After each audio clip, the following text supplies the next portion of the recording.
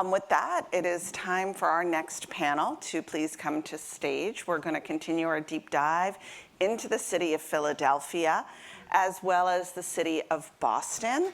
And so again, welcoming those panelists and our moderator to the stage to take it away. Thank you.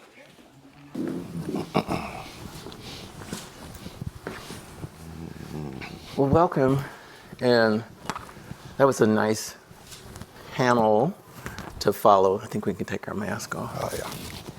That was a nice panel for us, nice presentation to follow. And we've had a really interesting day so far, and we hope to continue with those discussions. So far, we've been talking at the state level. We heard about Ohio, we heard about South Carolina. Now we're going to talk about cities in particular, and we'll talk to the established folks here about Boston and Philadelphia.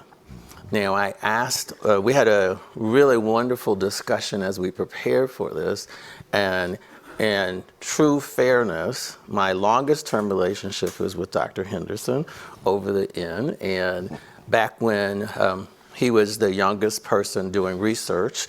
I made sure to bring him into conversations about that, and so I'm glad to have him here. But let's go from Boston across and have everybody introduce themselves, and we'll get started. I'm Dave Henderson. I'm the Chief of Psychiatry at the Boston Medical Center and Professor and Chair of Psychiatry at Boston University School of Medicine. I'm Joan Taglieri. I'm Senior Director of Clinical Operations for Psychiatry, Boston Medical Center, and Assistant Professor at BU School of Medicine. Good afternoon.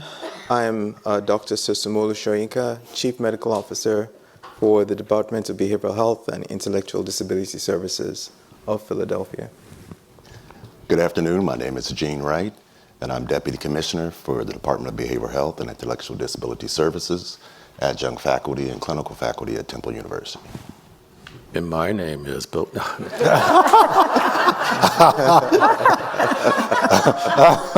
I thought I'd try it. My name is Bill Carson, and I'm the head of the board for the Sozosei Foundation. And I asked for our panelists to produce one slide for their cities so that we could see what they're doing, and that way we can then jump from there to questions. So we'll start with Boston.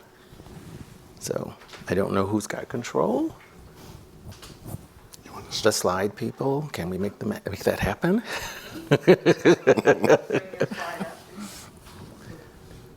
So just start talking, it'll come up. We'll just make that happen. Okay, sure. Sorry, yeah. I think in the past couple of years, like probably all of us, we've tried to be more cognizant of the inequities in our healthcare system, as well as our criminal justice systems for people of color in particular, and certainly for people of color and people with behavioral health issues. And I think, Dave, in thinking about that, and with the pandemic, the really exacerbation of behavioral health issues for people who, already really have the challenges in daily lives, and with the pandemic brought, a huge challenge that included lack of access, so worse access to care.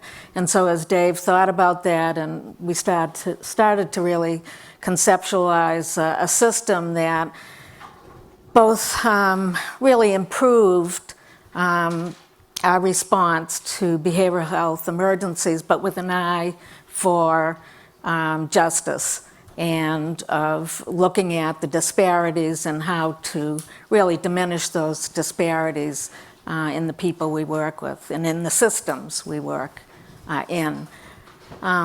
Just to tell you a little bit about Boston Medical Center, we have a huge footprint in emergency psychiatry services in the community.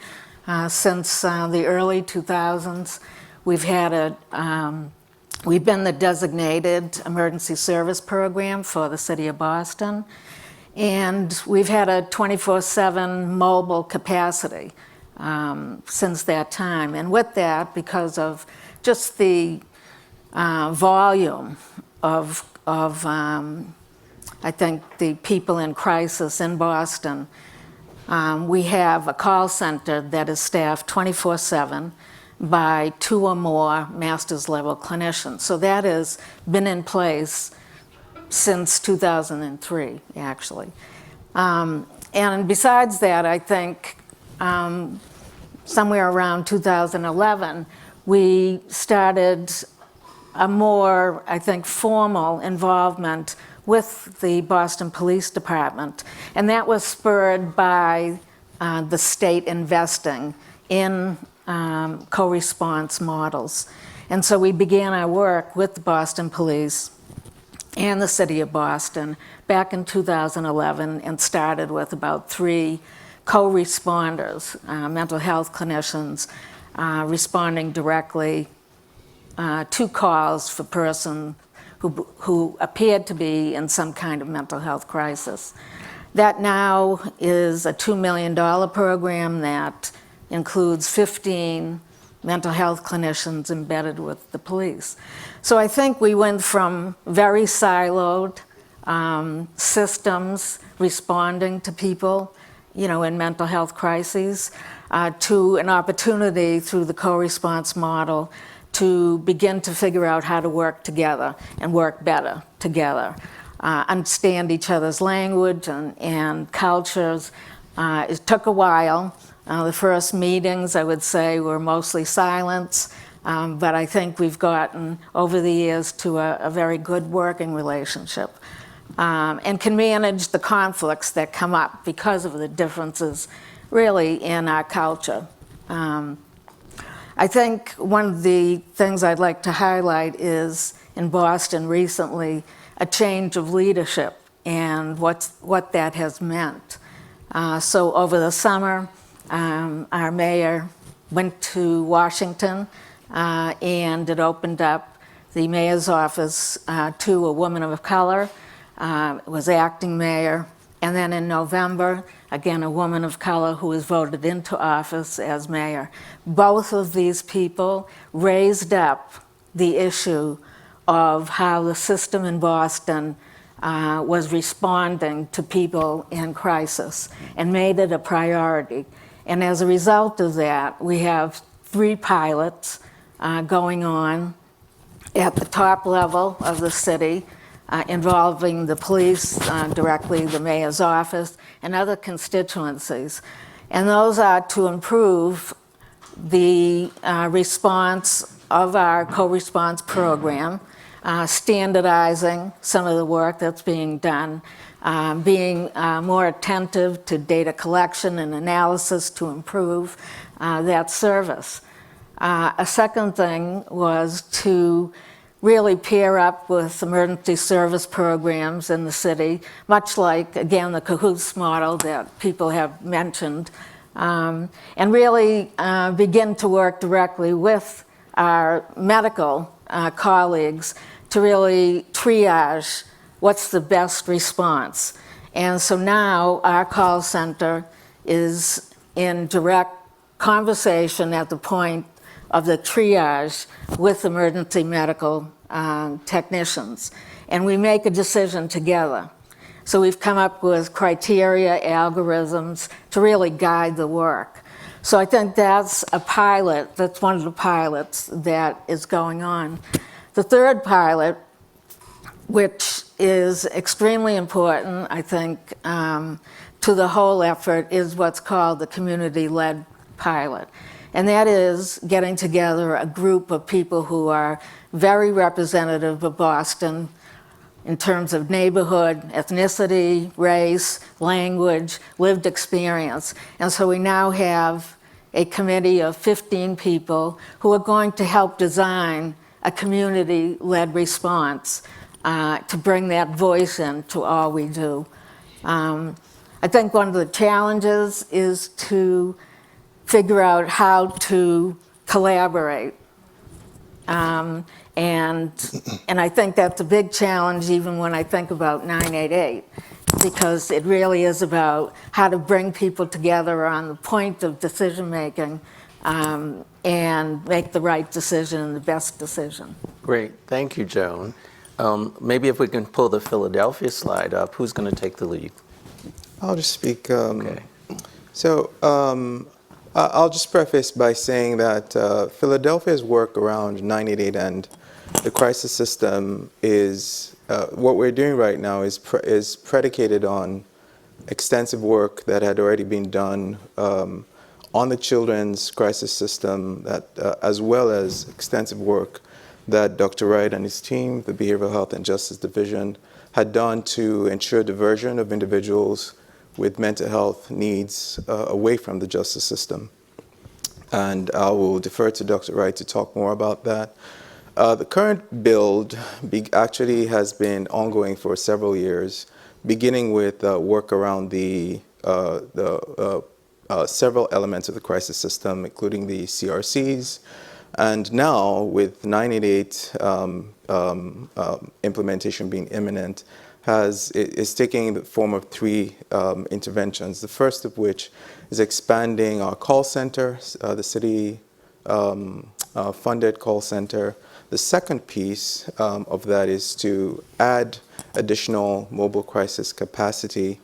And the third piece is, as many cities are doing, and as we've heard severally, to add a corresponder piece to it. So that's what's being done within the crisis system. And we can come back to that and talk in a little more detail. Dr. Wright and his team have done a lot of work with the police, Philadelphia Police Department, and I'll just turn it over to you to talk about that. Thank you, Dr. Shoyinka. And as he indicated, we started with the MacArthur Foundation Fund in terms of reducing the amount of people with SMI in the jails. And so we had a reduction of, over the last 5 years, 196% of individuals leaving with SMI leaving the jail. So that was sort of predicated by the need and understanding of what has been shared already at this conference, and that is mental illness is not a crime. And so we moved very quickly to move as many people out of the county jail as possible. But under my division, we also work with the state justice system. And so we're moving people out of the DLC, Department of Correction, as well. Specific to what Dr. Shoyinka was talking about in terms of the partnership with crisis, we have embedded a navigator in the 911 call center. And that's important because whether you know there's a 988 coming or whether we have crisis numbers available to folks, most people from the time they were able to walk or talk were given 911. And even though we're training people and we're moving in different directions, people still call 911. And I think the thing that really hit us is when we were testifying before City Council and a mother and grandmother testified. And frankly, she said, I don't care what number you come up with. She said, I'm calling 911 and you figure it out. And we took her to heart. We're like, okay, that makes sense. And so we want to make sure there's no wrong door, right? So regardless of what number a citizen calls, they should be able to get connected to the services and resources that are available in the city. So by putting a navigator in the 911 call center, we're there to be consultants with the call takers who then get a better understanding of what are behavioral health focus calls as opposed to calls where police would need to join. So the co-responder, what we're calling the CIRT, the Crisis Intervention Response Team, CIRT, really starts there, where we have a behavioral health navigator in the call center to help advise. And then we have individuals that have put together a call script. And so when people call 911, the call takers have an understanding that there are specific questions they need to ask.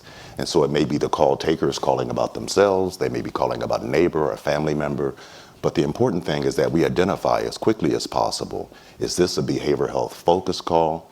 Is this a call where there may be some public safety issues that would require a co-response? If it's a behavioral health only call, then we're going to kick it to Dr. Shoyinka's team and make sure that the crisis mobile response team is connected. The most important thing is that we train police, and so we have a crisis intervention training program in Philadelphia that's been going on for better than 12, 13 years. But we've also trained the call takers in a truncated 911. So instead of a 40-hour training, it's an 8-hour training. And so we've had these people embedded since September of 2020. One of the things that's really important about the Sozosei Foundation and this summit in general is that we really want people to hear the experiences in multiple cities, in multiple states. How do you scale it? You know, how do you look at the evidence that you have? And this isn't, I was thinking about it as the day progressed. This isn't about a competition around who's doing it better than the other one. It really is an introduction of ideas so that people can be spurred to say, I like what's happening in Florida and Miami, or I like what's happening here, and maybe it could work in our city, or they're doing something that we really need to incorporate into what we're doing. Dave, when we talked, one of the things I know, we had an early conversation about how much data you all have and what evidence do you have, and your desire to want to push that out so we can take a look at it and understand what's working and what's not working. Maybe you can jump in on that. Great, thank you. Yeah, first, you know, I give Joan for credit for building all of these services and interventions. It's just been absolutely amazing. I think one of the things that when I arrived at Boston Medical Center, I actually didn't realize that BMC ran the emergency services for Boston. And I was delighted to hear about this. And I said, my first question to you, send me the papers from the EST interventions over the last 15 years. And you looked at me kind of strange, like, what are you talking about? The bottom line is that we have a unique opportunity, and it took me about 2 years to get through the legal stuff, and then another 2 years to get someone to build the database, but we were able to take the clinical intervention, the clinical records, and turn it into a research database. Which we are now analyzing it, and it's informing us in a way that will really help to improve our outcomes and for us to make better decisions. So that's the one piece of it. That there's like 80,000 lives over 15 years in acute emergencies. Like, who's looked at that? You know, so we have the opportunity to do that, and we're starting to write papers on that and so on. But it goes much further than that. And as Joan pointed out, is that we have the police ride-along program. Well, that actually comes with data. Then we have the mental health court. That comes with data. And then we have the parole system. That comes with data. And then we have the outpatient assistant treatment program that Joan received a grant to do. That's going to yield data, getting people right out of jail. Because for my point is that people look at, they do slices, right? But people's lives are not a slice. And they're in and out of these systems. And one system loses them and so on. And so my dream is, we need resources to do this, is to be able to connect all of that data, follows people's lives, so that we can understand what happens to them, and how to make better decisions, how to get them, what works. Oh wow, look at that person did this, and they're no longer in the system. They don't show up at all for the next 20 years. So that's amazing. Like, what did they do to work?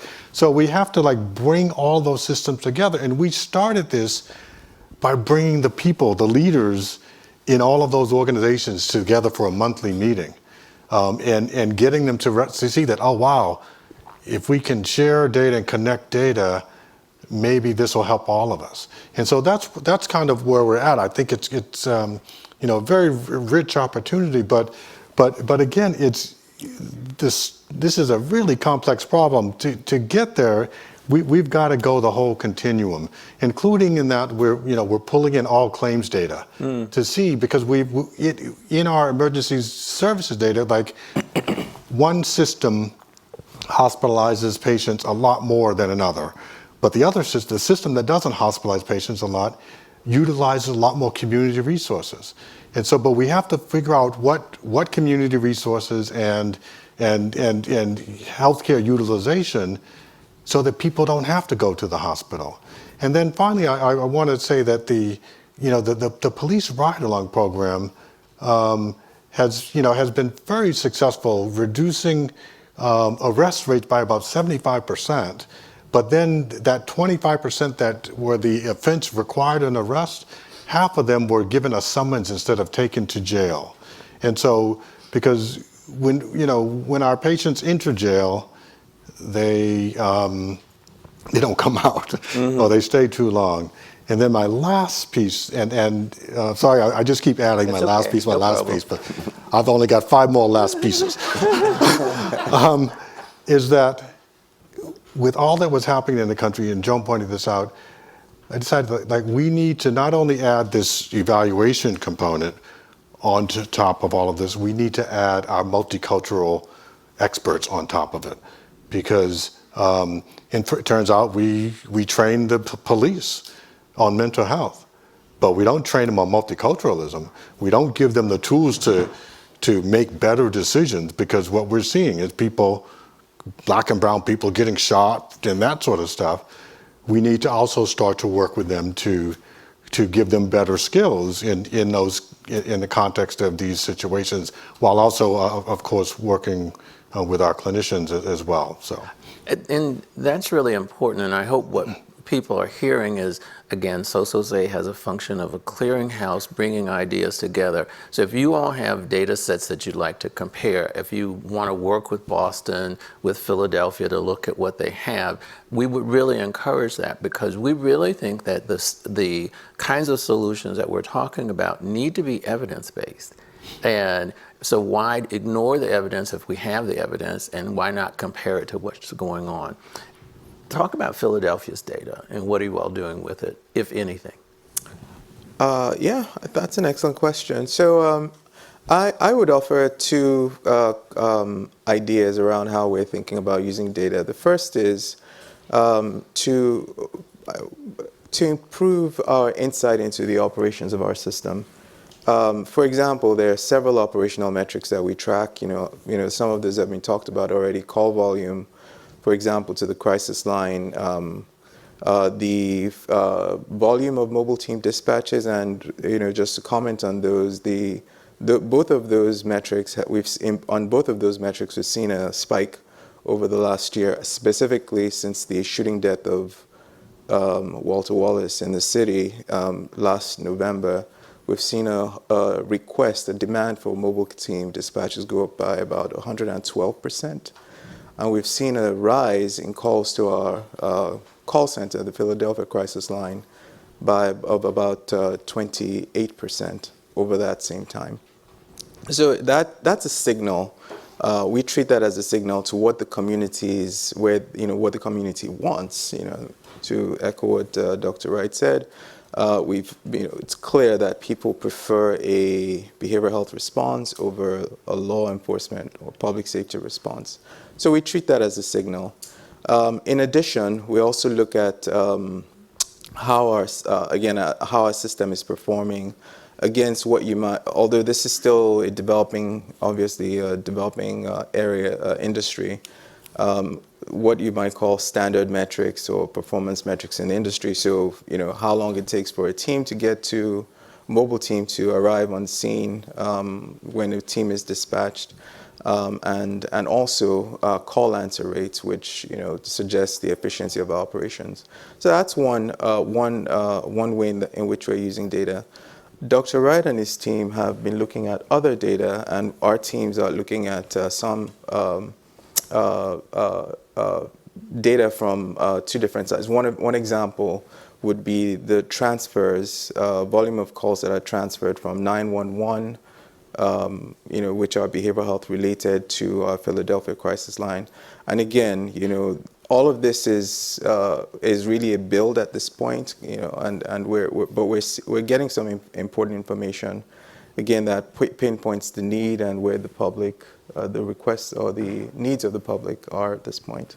Dr. Wright, more? Yeah, and I would only add that some of you may be familiar with the Stepping Up initiative, the national initiative, and so Philadelphia became, I think, the 18th county 3 or 4 years ago. And so without going through all 4 metrics, the bottom line is we're looking to reduce the amount of folks with SMI in the jails and prisons. So that's the main focus. And so we have data analysts, program analysts that are dedicated specifically to that. And we keep track of our racial disparities. And so that's very, very important. As Dr. Henderson stated, when a person with SMI unfortunately goes to jail, we understand they stay longer, so we look at length of stay. We look at the type of treatment or resources available while they're there, how quickly can we get them out into the community, and then what is available for them in the community. We also look at a trauma, equity, and community engagement lens, or TEC, what we call in Philadelphia. And it's very, very important because, as Dr. Shoyinka indicated, we have partners in our community. The treatment, not trauma group is one that comes to mind that is a part of DBHIDS advisory board, and really looking at how efficient are we in, one, preventing people from going to jail. So that diversion piece that DA Krasner talked about is very important in Philadelphia. And also, if they happen to unfortunately go to jail, what is the rate of we're able to get them out and re-enter? And I've often said that re-entry into the community is not hard. Re-entry is easy. All you have to do is be discharged. It's reintegration that we should focus on. That's the key. And so that is really important in Philadelphia, is that we not just get people discharged from jails and prisons. What is the quality of life for them in the community? I'm glad you raised that, because I think maybe that's one of the first times we've heard reintegration and that side of the issue come up. And we've spent a lot of time on the entry side, especially with the focus on 988. But I think at some point in time, we have to look at what other segments happen across the process, and then what happens at the end, which may actually be quite complicated. We want to focus on just the few minutes before we go to questions around how are your systems prepared for 988, and what has that process been like, and maybe a thought about when the day comes, is it going to be effective in work in Boston, and is it going to be effective in work in Philadelphia? So, Joan. That's yours.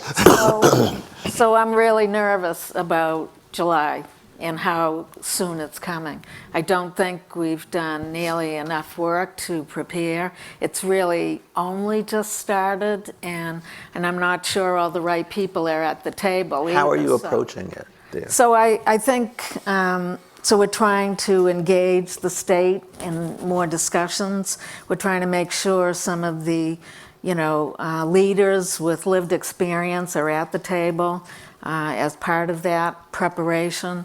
And I think we're trying to prepare ourselves just as we, I think, continue to change at the city level. How do we organize in a way that's going to hopefully fit best with what we think a 988 will bring as a system? And I think I worry most about how the collaboration is going to happen. Mm-hmm. That call comes into 988, and then, so we have 3 or 4 different parties involved in responding, being first responders. How does that call come in? To which party? Mm-hmm. What's the competency at the 988 in terms of, the staff's perspectives and knowledge? I worry about all that, and so I think it can't come quickly enough that these conversations become very public and very community-oriented and involved, and they haven't really yet. And that's, I think, a big worry. And I've heard people express similarly that, 6 months is not sufficient. Yeah. Dr. Wright, Philadelphia. I'll pass to my colleague, Dr. Shoyinka, who is over the crisis system in Philadelphia. Yeah, I think it's a good question, and it's hard to answer. So what in real time, what will the implementation of 988 require? Someone to answer the phone, somebody to go to respond, right, to go see the person, and a place for that person to come to. I'll add a fourth piece, in line with what Dr. Wright said.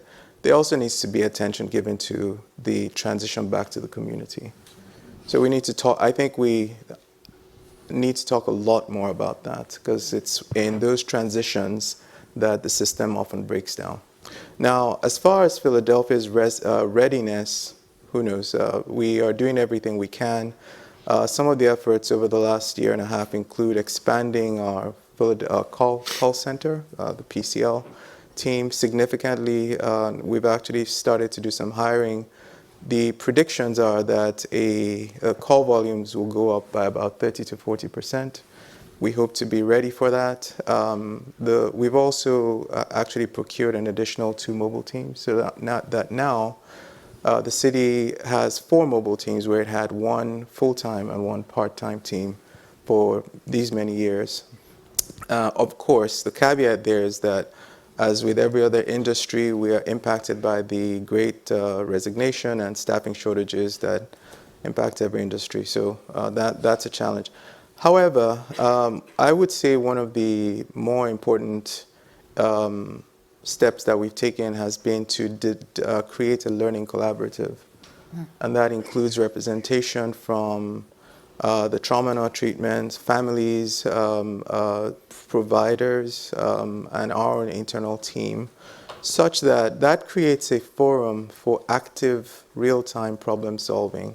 It also creates an opportunity to have these difficult conversations, as well as, if you think about it, it's an opportunity to change the culture, the way we think about engaging, the way we come at problems.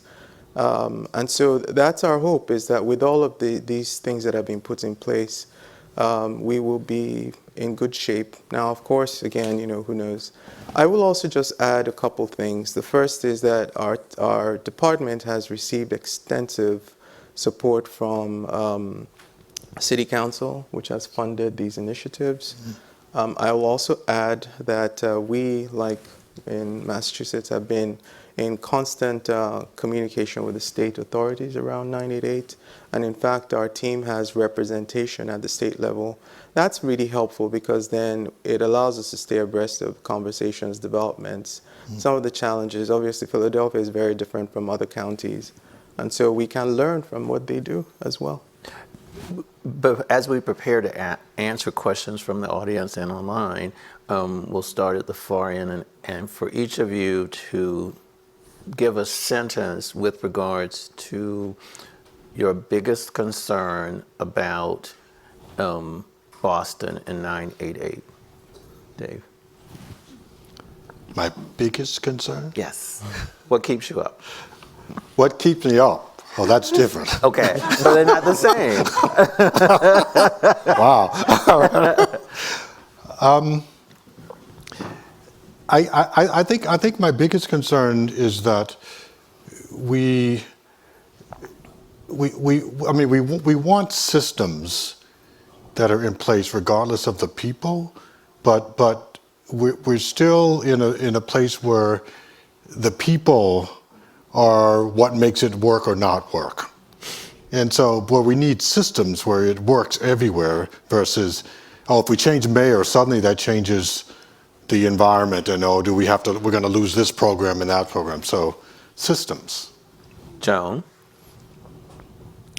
Well, I worry about funding, but I'll also say that, just as I described the change in the mayor's office, one person can make a huge difference, but it can be a bad difference. And so I think that the community, the leaders have to rise up, and it has to be a robust stakeholder group that carries this forward and can't be dependent on a person with some authority. It has to really be, I think, a very robust community participation, engagement to take this on and move it forward in spite of, changes, in the system. Dr. Shoyinka? So I wake up 3 times a night. Okay. One worry each time. So you're going to answer with 3 worries. Wow. The first one, I would say, viscerally and honestly, is simply I really am concerned that of some bad outcome for an individual. Somebody gets hurt. That's my biggest concern. I also Are you talking patient or are you talking providers? both, Both. anyone and everyone. So safety, I think, is important in this work. I'm also concerned that, and I want to really thank Joe Pyle and also our team at DBHIDS, that we've talked a lot today about, over this past couple of days, about the awareness of the public about 988 and what it means, and that's a concern as well. To be able to message in a way that it's heard and it's understood and it's received. And of course, there's also the historic trend, which is public funding for public mental health services. But I think we're in a good place for now. Dr. Wright? Yeah, I think Joan and Dr. Shoyinka are going to talking around the sustainability issue. And so I'm just going to say it out loud, sustainability. We have a lot of great ideas. We have a lot of great partnerships, a lot of great support, as all have indicated. But keeping that going between changes in administrations, making sure that the public understands that this is a partnership and not depending on government to come up with the answers. It is a dual purpose and sometimes more than that. So what can we do to work together? I think that is so important because that's what's going to sustain great programs. So first we need to be able to demonstrate that it's effective, right? And how do we know that if we don't receive feedback from the public? So that partnership is very, very important. I share your concern about safety, but I share it from the standpoint of people with mental illness should not be in the system in the first place, the criminal justice system. Now there are exceptions to that and we know what those are. But in terms of just across the board, we spend more time and money in interventions than we do in prevention. And so I'd like to see that reverse and then sustain that. How do we keep people from getting in the system? That takes partnership. It takes motivation, but it also takes determination and patience because you're not going to get it right the first time around. And so being patient with one another, you all with us with you, and then together, getting those glitches worked out so that we can have something that is worth sustaining. You don't want to sustain something that's ineffective. So we have to demonstrate effectiveness and then keep that going and put our health and wellness of our communities first. And I think that takes partnerships with the community. Great. We have questions online, and so if you start to think your questions and get to the mic, I'm going to ask the first one here that we see. How can you use population level multi-sector data to better understand what works for those individuals and families who are most on the margins due to lack of insight, which is such a powerful and confounding feature of at least half of those experiencing SMI? I think that sounds like a Dave question. Yeah. I thought so too. Wow. Well, first, my career has focused primarily on SMI population. So I've struggled with insight, both with patients and families, my whole career, and it's a challenge for not all, but for certainly some. I think that the data can be used to, again, help everyone in regards to how the system works, what does it do, how does the system get to better outcomes, that sort of stuff. Now, I don't know with the current data that we have, like I can tell people, okay, if you look like this, that means you're going to engage in the emergency service system multiple times. Like if you have psychosis, you're likely to come back within the first month of that visit, and you're likely to have multiple visits throughout the 15 years and that sort of stuff. Meaning that this is going to repeat, and unless we do something differently. So you can use the data in some ways to leverage those conversations, but we don't specifically ask for insight in any of the assessments that we do, although now we should add it. And it's a really hard question to ask, and especially in the middle of a crisis or decompensation. I mean, I think that I think it's a post hoc potential. You could add that to say, is the data still clear and compelling for people who have no insight into their illness, or families that don't have insight? But I'm not sure that you could tease it apart at the earlier stage. Let's try one more for online, because it's an interesting question. We educate for other physical medical conditions. Can we add prevention, early detection, early intervention, public education for mental wellness and mental health medical management of illness so people do not get so ill? Yes. Exactly. Absolutely, we Yes. can do that. Part of the joy of my work is I get a chance to visit lots of different academic institutions, and working with young people and working with future psychologists, in my case, is very, very important. And so being able to talk to them about how to talk to the general public, how to use a language that is understandable, and give you a specific example, looking at not just talking about mental illness and substance use disorders and all that, but reframing it as health and wellness. What is health and wellness?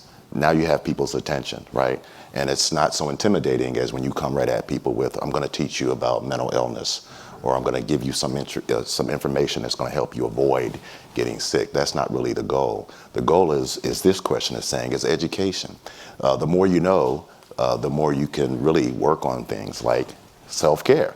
Okay, that's an important thing. But what does that look like? Well, it's individualized. And so I think when you have relationships with academic institutions, that's one way you can get the future professionals out early. But also having those forums in communities where you can talk plainly and use plain language talking with people about that. Because if you talk about the impact of trauma, what does that mean to most people?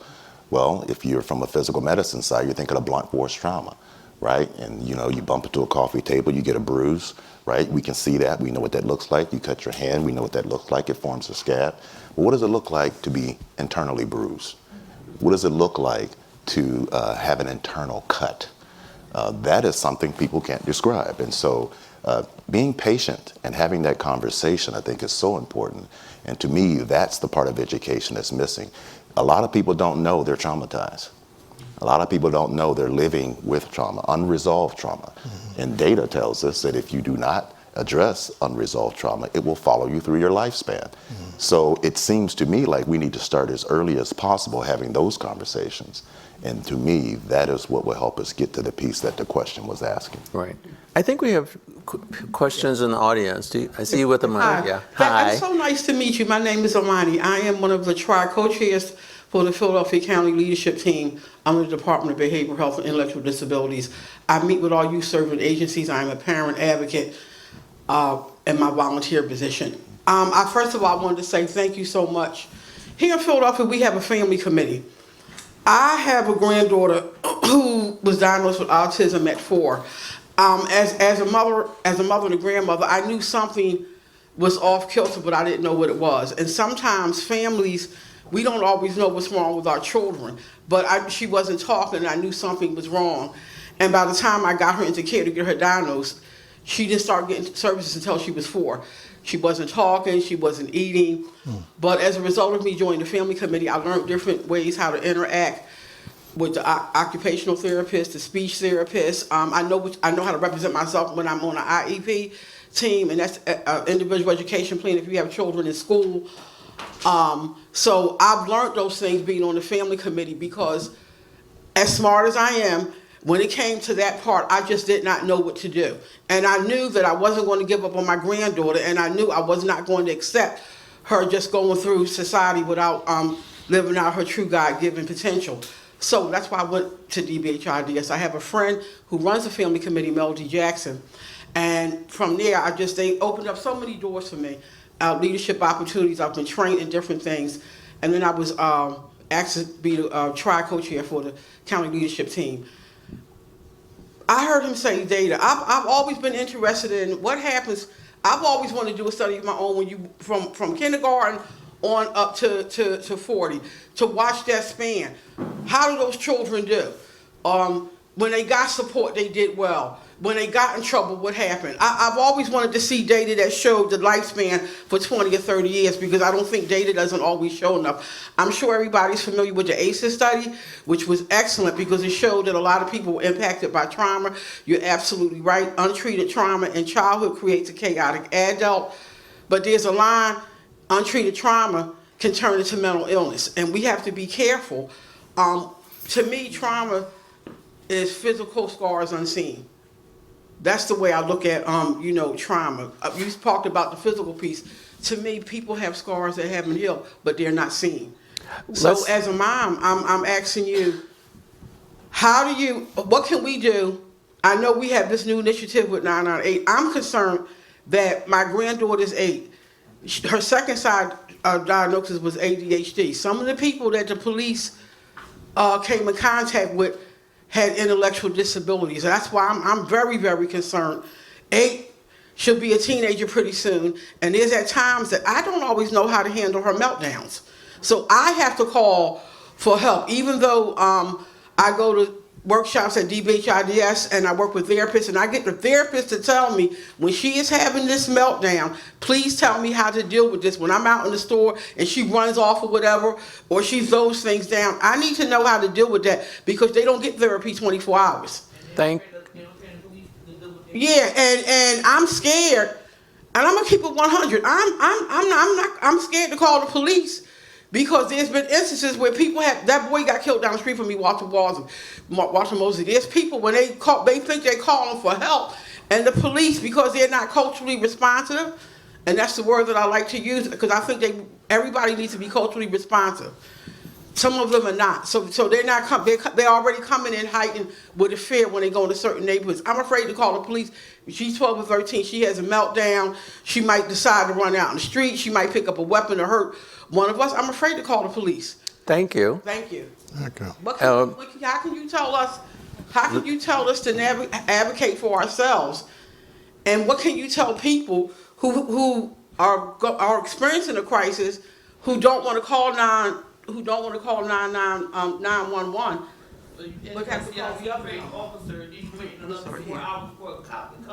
Okay, let's see if we can come up with some answers. So if you could write this number down, this is the number for the Philadelphia crisis line. It's 215-685-6440. That is 24/7.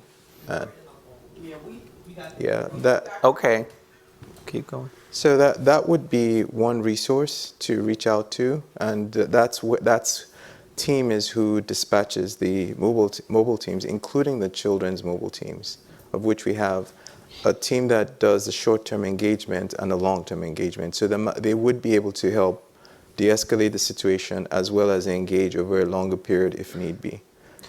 One other part of the question was the longitudinal aspect of the data. And I guess, Dave and Joan, how long is the data set in Boston? I mean, is it 10 years worth of data or is it shorter than that? It's 15 and going. Okay. So we've accessed 15 years, and then we just downloaded the last 2 years as well. So we're probably up to about 17 years of data. And so I think that's important. I want to also point out that, like Philly, we have the emergency services line where people call as an alternative to calling the police, and we can do home visits and or get people connected to services in the community. So to try to avoid engagement with the police. But one of the things that we learned from our data was that the schools are calling the police. Some schools, not all, but some schools were calling the police on these kids. And so thereby entering into another system. But it's coming from the schools. And so we've actually in our approach invited the Boston school system into our meetings, and they are part of the partnership, and they expanded their social workers and one in each school now. But we're also engaged in that because the kid acts out in school and they call the police. And one of the reasons that happens is they can't wait for the mobile team to get there. Yeah. So we can't get there fast.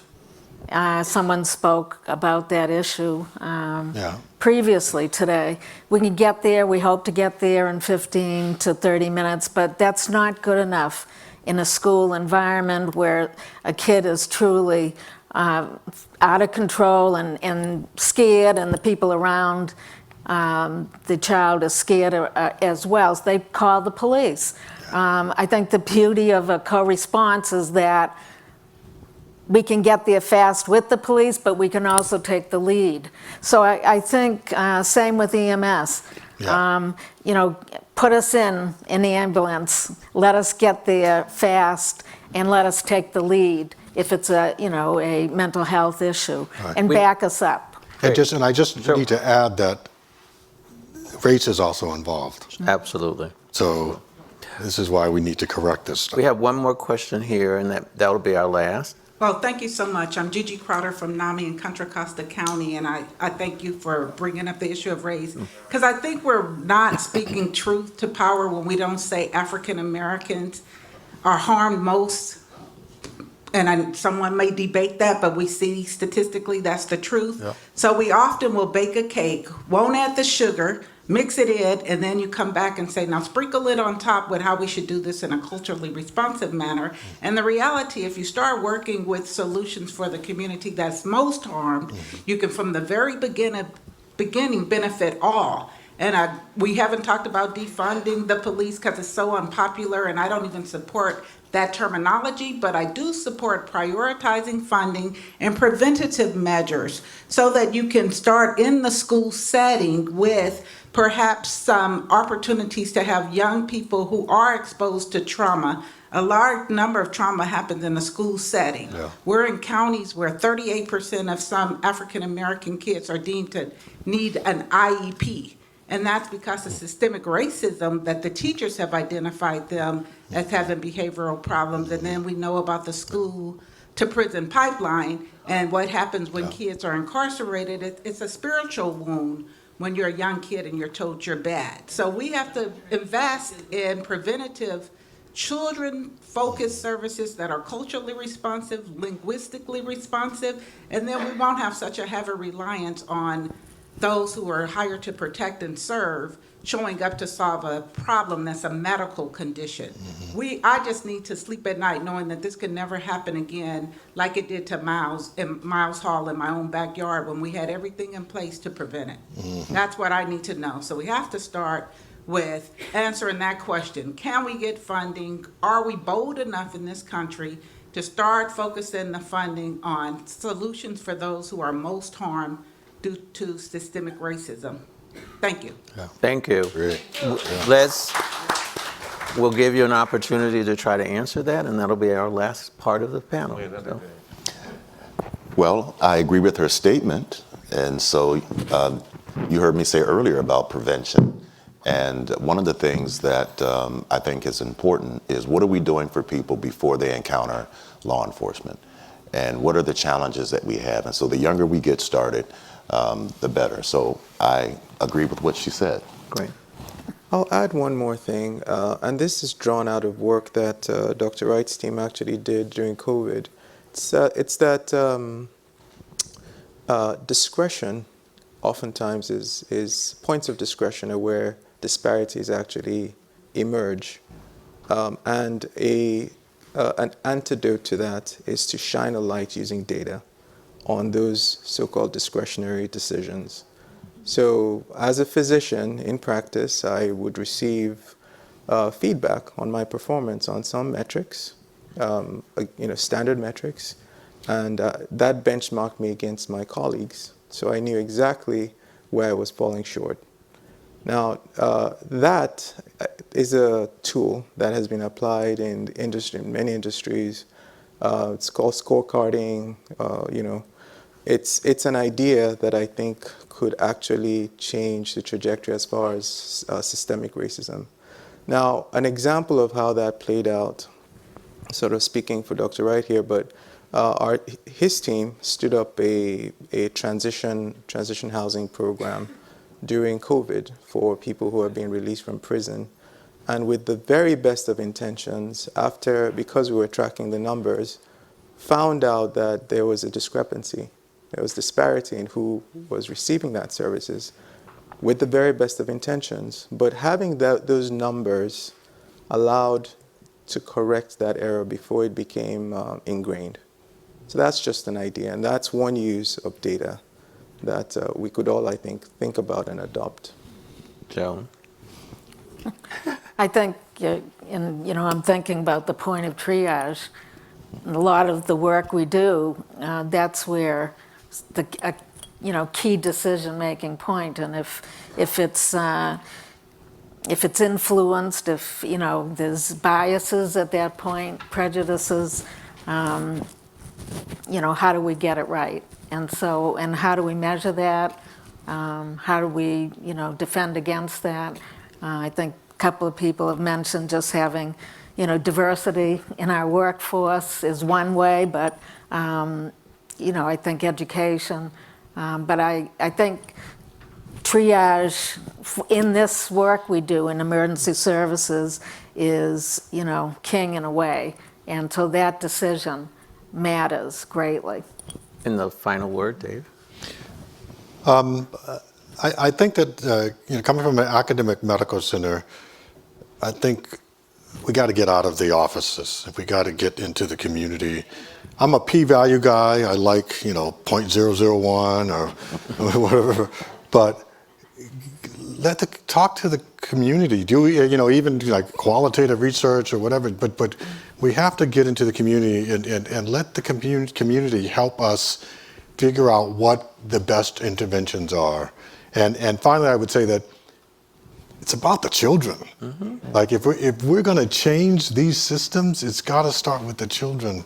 We have to get them off that track. Oh, thank you. I like that. But that's where we have to be thinking about that, because these systems are in place for a reason, and they're very powerful, and we have to get the children on another path. Well, thank you, and I would like for us to congratulate the panel and thank you for your attention. Thank you. Thank you, Doc. Yes. Thank you. Well, thank you, panelists from Philadelphia and Boston. We have a special treat that is about to occur. Jane Golden, the Executive Director of Mural Arts Philadelphia, is going to give you all an introduction, thank you, Dr. Carson, to the mural making that's going to be happening upstairs for about 26 minutes. So Jane, without further ado, I'd like to welcome you out. As Jane is coming out, please remember, folks, to download the CVent app onto your phone. Hi, Jane, come on up. So that you can vote on the Pecha Kuchas, which will be happening between 3 and 5. Anyone at check-in can help you to download that app and find us. Jane, please let me give you some space. Hey, so hi, everyone. How are you? Thank you so much. And I just want to applaud the summit and all you're doing. And so I'm Jane Golden, and I'm the Executive Director of the Mural Arts Program in Philly, Philadelphia, the home of zillions of murals. But beyond that, we feel that art has power, and we work in restorative justice. We work behind the walls of the county jail and the state prison. We work with women coming home and men coming home. We work with the Department of Behavioral Health and Intellectual Disability Services, our Porch Light program. I want to recognize Nadia Malik, our great director of Porch Light. Yay!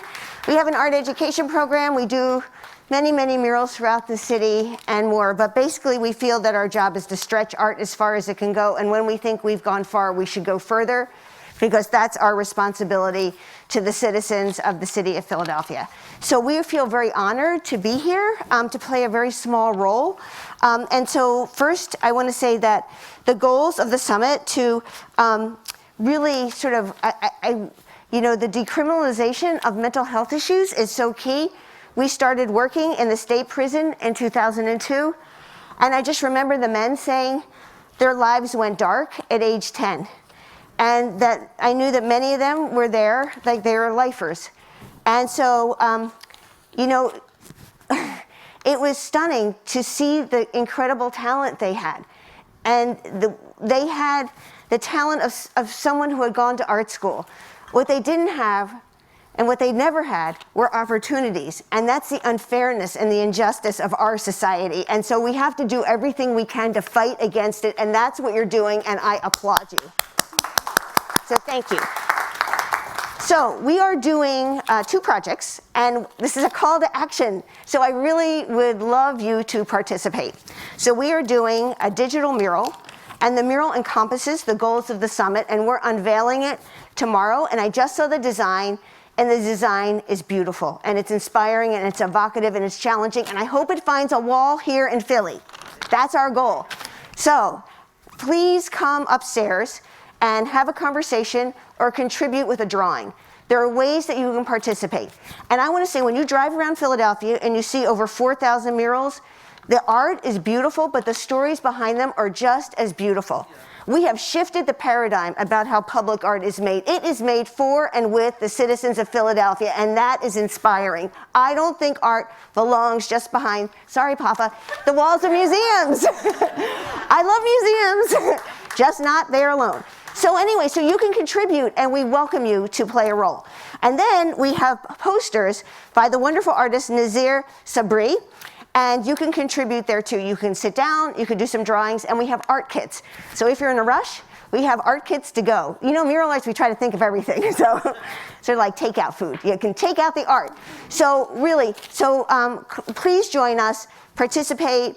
You know, the art sometimes is as strong as the people who contribute to the piece. So we welcome you to be part of this. Someone once said that the murals in the city are truly the visualization of democracy. And that just made my heart sing. Without the citizens of Philadelphia and beyond, we couldn't do our work. So I thank you from the bottom of my heart for all you're doing. Let's work together to make this world a better place and support the arts. Thank you.